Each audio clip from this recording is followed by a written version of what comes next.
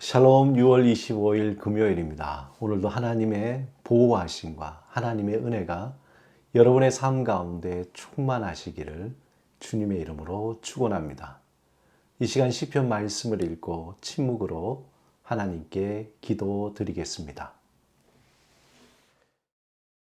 내 백성아 내 말을 들으라. 이스라엘아 내 도를 따르라.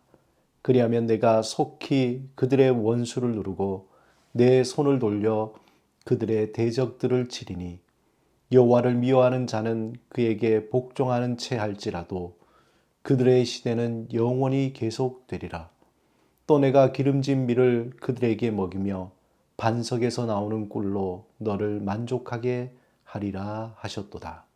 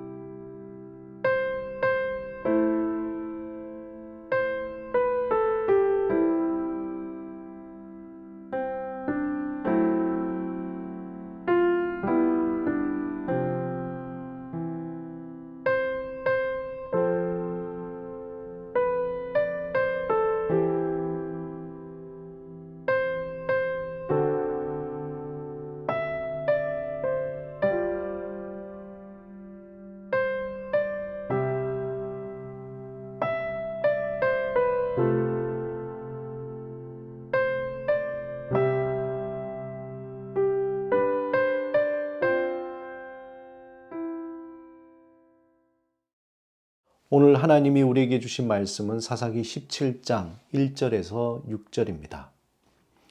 이 시간 말씀을 마음을 다해 읽겠습니다.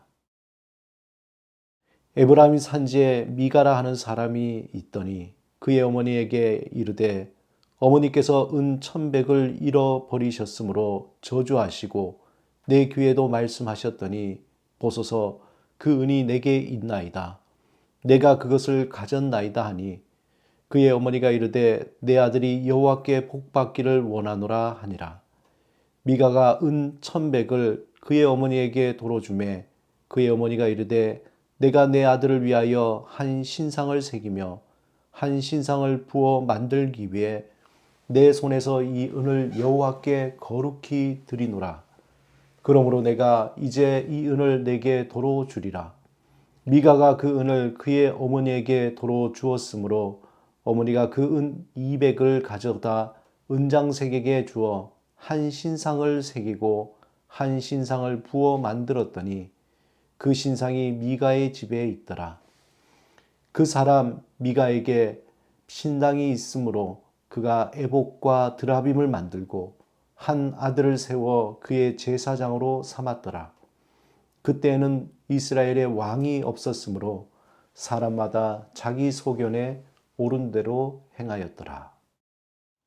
사사기 17장은 16장의 사사 삼손의 끝으로 더 이상 사사가 통치하지 않는 그러한 현실을 보여주고 있습니다. 그러므로 17장부터 사사가 없는 동안에 이스라엘 백성들이 얼마나 타락하는지를 여지없이 보여주고 있습니다. 17장에서 에브라임 지파의 미가라는 사람이 어미의 돈을 훔치고 그 뒤에 어머니는 그것을 저주하게 됩니다. 그러자 미가는 결국 그 돈을 어머니에게서 돌려주고 그리고 어머니는 자신이 저주한 것이 혹시 그 아들에게 피해를 줄까봐 그 돈으로 하나님께 드린다고 약속을 합니다. 그런데 그의 어머니는 그 돈으로 우상을 만들고 신당을 세우게 됩니다. 그 후에 미가는 아론의 자녀들만이 감당할 수 있는 제사장의 직분에 일반 레위인을 세움으로써 모세의 율법을 어기게 되고 또 미가는 자신의 행위를 정당하게 여기는 어처구니 없는 그러한 일을 벌이게 됩니다. 그야말로 사사기 17장에서 사사 시대에 타락하고 부패했던 당시의 상황을 그대로 보여주고 있습니다. 당시 사사 시대에는 왕이 없었기 때문에 질서도 없고 또한 하나님의 법도도 제대로 지키지 않았습니다. 다만 사사들이 때때로 나타나서 하나님의 백성을 지도할 뿐 그것도 어느 일정 지역에 국한되었을 뿐입니다. 이런 상황에서 미가의 가정에서 발생한 한 사례를 통해서 하나님의 통치를 받지 않는 그러한 사회가 얼마나 잘못되고 그릇된 길로 나가게 되는가를 우리에게 보여주고 있습니다. 오늘 본문을 좀 더 살펴보면 이렇습니다. 에브라임이 산지에 미가라 이름하는 자가 있었는데 성경은 그가 어머니의 돈 1,100을 훔쳤다고 나오고 있습니다. 그 사실을 안 뒤 미가가 레위인을 제사장으로 삼고 그 임금으로 1년에 은 10개를 주겠다고 약속한 사실을 미뤄볼 때 여기에 은 1,100은 굉장히 많은 그러한 액수임에 틀림이 없습니다. 그런데 이런 절도 행위가 미가의 집안에 그만 일어난 것입니다.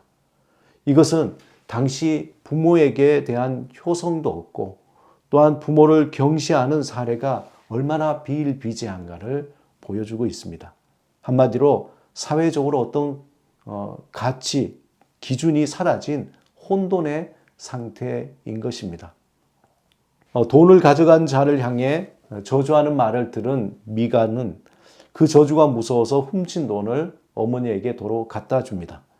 그리고 미가의 어머니는 이 돈을 은장색에게 주어 신상 둘을 만들게 됩니다. 그래서 하루는 나무를 조각하여 신상을 만들고 다른 하나는 은을 녹여 부어 신상을 만들어 줍니다. 분명히 십계명에는 우상을 만들지 말라고 명령하고 있는데 그럼에도 불구하고 미가의 어머니는 마음에 소원하는 대로 우상을 만들고 섬겼습니다. 좀 더 충격적인 일은 오늘 읽은 본문 이후에 나타나게 됩니다. 에봇은 제사장이 제사 드릴 때 입는 조끼와 같은 의복이었습니다. 또 이 에봇 가슴에는 12개의 보석이 달린 흉패가 있었고 또 그 흉패 안 주머니에는 우림과 두밈이라는 기구가 있어서 하나님의 뜻을 분별하였습니다. 이 의복은 제사장들이 입는 옷으로 아무나 그렇게 입을 수 있는 그런 옷은 아니었습니다. 그런데도 미가는 불경스럽게 제사장의 권한을 침해하여 자기 마음대로 에봇을 만들고 후에 그것으로 아들에게 입혀 아들을 제사장으로 삼은 것입니다. 엄청난 죄악을 일삼은 것이죠.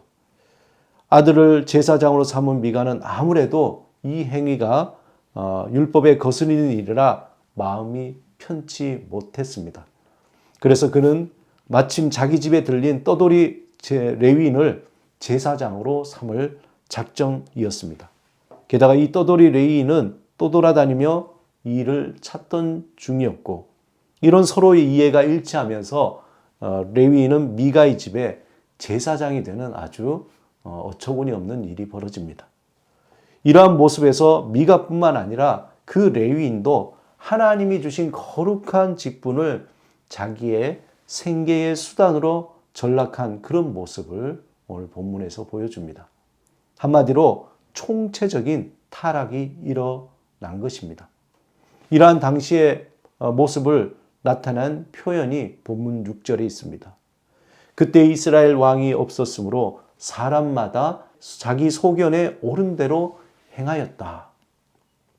여기에서 왕은 단순히 한 나라의 왕만을 의미하는 것이 아닙니다. 사사가 없으므로 이스라엘 백성들은 갈 길을 잃은 양과 같이 각기 제 길로 가며 자신의 뜻대로 행하였습니다. 하나님을 향한 그 마음을 잃어버린 것이죠. 사랑하는 여러분, 오늘 본문은 하나님의 이름을 망각한 이스라엘 백성이 얼마나 또 어떻게 타락해 가는지에 대해서 잘 보여주고 있습니다. 이러한 삶은 지금도 마찬가지입니다. 우리의 삶에 하나님의 이름을 망각할 때에 우리의 마음에는 세상의 우상이 자리 잡게 됩니다. 동시에 우리는 그 우상을 따라서 혼돈의 삶을 살며 허무한 세월을 보내게 됩니다. 오늘 본문을 통해서 하나님을 알고 하나님을 경외하고 하나님의 뜻을 산다는 것이 얼마나 우리에게 복이 되며 은혜인가를 다시 한번 깨닫게 됩니다. 오늘도 주께서 우리를 인도하시고 또한 주의 이름을 높이며 사는 것이 얼마나 우리에게 큰 복이며 은혜인가를 알고 감사하며 더욱더 주님을 의지하고 주를 향한 시선을 우리가 흔들리지 않고 고정하여 또 주님만을 바라보며 살아가는 오늘의 삶이 되시기를 주님의 이름으로 축원합니다. 함께 기도드리겠습니다. 주님, 우리의 시선이 오직 주를 향하게 하소서. 주를 향한 마음이 흔들리지 않도록 우리를 주의 오른손으로 붙드시고 보호하소서. 우리는 오직 주만 바라보길 원합니다. 예수 그리스도 이름으로 기도드립니다. 아멘.